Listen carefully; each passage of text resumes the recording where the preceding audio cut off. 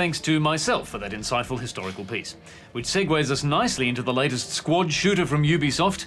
It's Tom Clancy's Ghost Recon Future Soldier.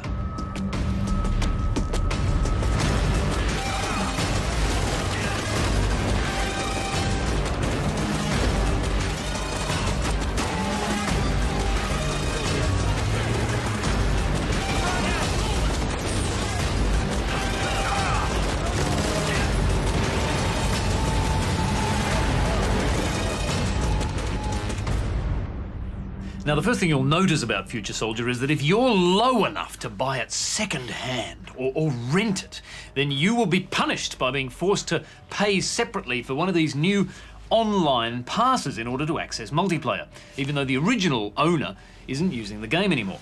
Now, these things were invented quite recently by EA, presumably when they got Dr. Evil in as a consultant one week, and they're very quickly becoming the door bitch of the gaming world. Like, oh no, you can't come in here unless you pay. Well, you're a little bit behind the times there, because these online passes have been around for a while, and a lot of games use them. They're just another form of DRM, and some say that online passes would even fund a better online experience. Yeah, you're being all ABC and balanced, Hex, I reckon. I mean, these things, they're like sneaky bank fees. When I see one, I feel exploited, I feel ripped off, I feel cheated. Bindi, you're not on Oprah, plus it's not like you had to buy one anyway. Oh, don't tell me you couldn't pass for Oprah, Hex. You look very similar to her. Well, I would agree that I don't like the hassle that they create. It's almost as if these don't fund a better online experience and they're just price gouging us. Yeah, all right, well, let's just do the review and forget the pass exists. Yes, okay, agreed. The pass does not exist. Right.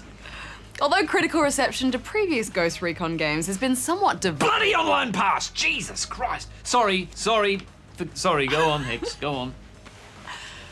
Although critical reception to previous Ghost Recons was divided, this is the 7th game in the series, or 12th if you include expansions, so there's obviously a big fan base for Company D, 1st Battalion, 5th Special Forces Group. I count 3 riflemen, next to that container. Your ghosts are sent on 12 disjointed missions, chasing Hispanics, then rescuing Africans, then chasing Russians, then rescuing Russians. I'm not actually 100% sure what was going on. Well, my theory was the main characters were searching the globe for their missing personalities. But look, I mean, they're a confusingly diverse bunch of baddies here, but they are united by the same heinous crime of not being able to speak English. Es que no apareció, no es un fantasma. Localízalo. Ay, idiota. Clear. In one way, these scattered missions aren't bad, because it kind of makes you feel like you're taking part in an overseas adventure holiday. Well, it is like that, isn't it? Yeah, and it makes for some interesting and diverse locations. Yeah, absolutely. I mean, look at these. These are exotic places that you'd never normally go to. It's actually so like a holiday that in one mission, you even wander around an airport trying to figure out where the departure gate is.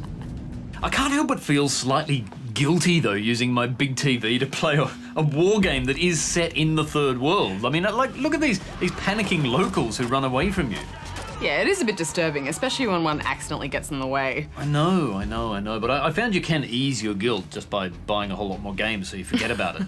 Well, my biggest issue is that these guys just seem like rubbish special forces at times. I mean, there's one scene at the beginning where they're all looking over an enemy weapon truck and all of a sudden they hear a phone ring, and everybody knows what that means, right? If a mobile phone rings in a situation like that, it's a bomb. But not these guys. They mill about wondering who's left their phone on, and it's only until they see the bomb that they think, oh no, it's a bomb. And what about when they rescue that hostage without even checking under the hood to make sure they got the right guy? Classic mistake. It's incompetence. It's kind of nitpicky, I know, but Clancy games are meant to be about believability and gritty military action. But if you and I know more about basic military facts than they do, then all that believability just goes out the window. Yeah, all right, well, should we talk about the gameplay now? Now, if you enjoyed the tactical snooping and hiding in previous Ghost Recon games, well, there's plenty more of that in Future Soldier. And this time it's much less punishing. Yeah, the cover system is fluid. You can crouch behind barriers fast without fiddling around. You'll also be using your futuristic soldier abilities, such as sending out sensors and drones to detect enemies for you and your squad, and a tactical cloak to help sneak behind enemy lines for satisfying stealth kills. And I like how the baddies die quickly, like 1 or 2 bullets will usually put them down, which feels nice and crisp, if killing people can be described as crisp. If you play solo, you can coordinate your 3 AI teammates by lining up some simultaneous 4-way sniping called a sync shot. Pretty satisfying, and the sightlines showing up is a cool feature. I found those AI teammates pretty cluey, really, and their voice acting is good. Yeah, they even help you by pointing out where the enemy is hiding. Coming from that window! on the roof! Yeah, like they shout out stuff like, he's in the window! The problem is sometimes there's like 50 windows and you don't know which one he's talking about, but it's the thought that counts. You can play the campaign with up to 4 players in co-op, and it's way more enjoyable that way. Although you do need someone in your party to kind of take charge, don't you? Initially, I felt like we lacked the real decisiveness of real-life soldiers. They're on the move! Some parts of the campaign are disproportionately hard, with plenty of instant fails, especially if you're on the team, Bindi. And those patronising tips don't help. Like, if you get run over by a truck, the game tells you, stay clear of vehicles' path to avoid getting hit by them. Yeah, thanks, what a handy hint.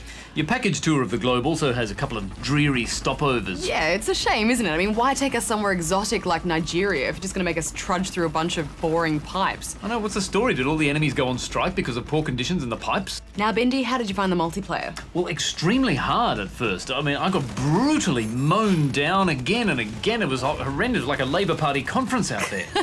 I found it pretty harrowing too, for 2 reasons.